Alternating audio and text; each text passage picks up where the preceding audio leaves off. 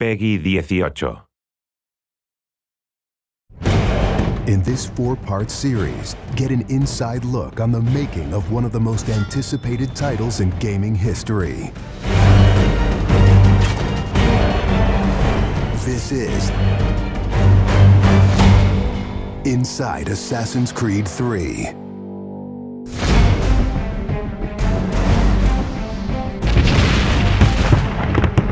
Something we really wanted to emphasize was the sheer brutality of combat in the period. We've all seen the paintings of the revolution, and death is glorified, death is angelic, but it wasn't that way on the battlefield. It was a brutal conflict. It feels that you're constantly going through dynamic fights, and that's not something technically we could do in the past. So it was like a personal challenge on the team to say, no, I think we can do this.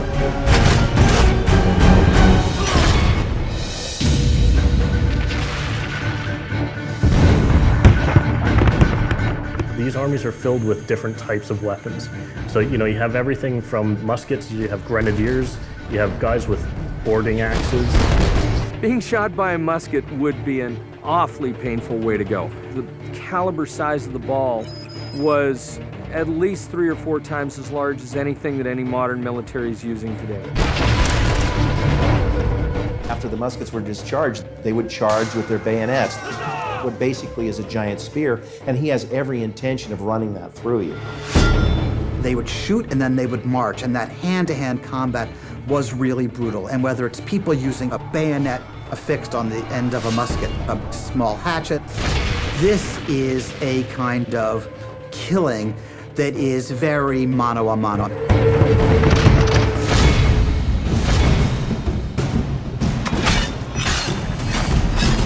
All the animations, all the weapons are brand new. It was interesting to start on a new style of fighting that is much more close and aggressive. Connor's favorite weapon is the tomahawk, obviously super deadly in hand-to-hand combat. Also the bow and arrow. It fits with his native heritage and it's lethal.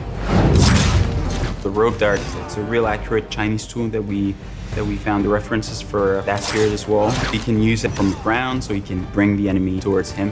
It gives him the ability, for example, on a tree, to hang someone from above.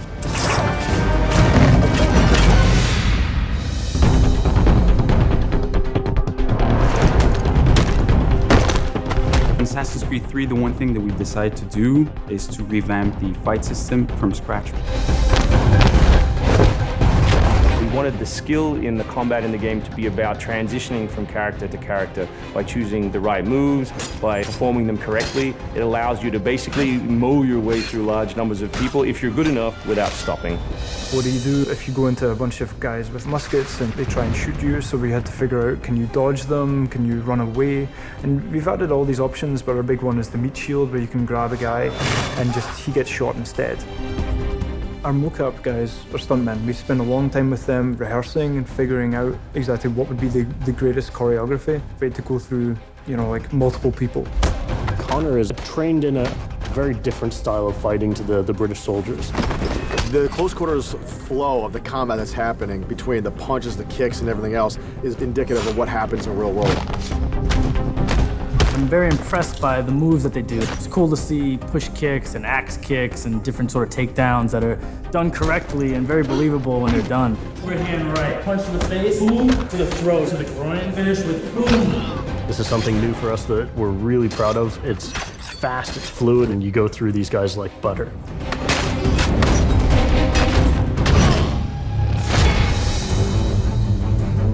Connor is essentially the first guerrilla fighter. He's someone whose goal is always to move behind enemy lines, to pick off his target, and to escape.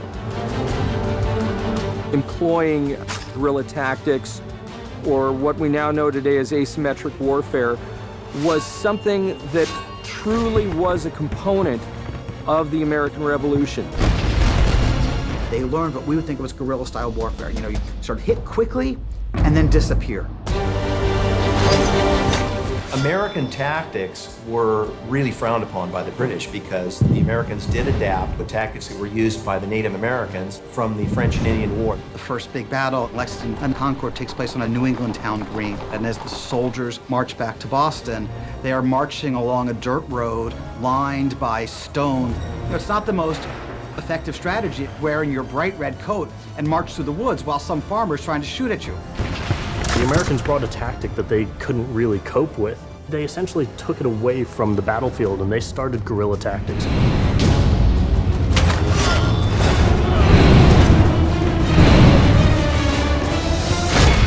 Next time on Inside Assassin's Creed 3, the hero behind the war. Connor is the hero of the American Revolution. He's a bit more like Dirty Harry.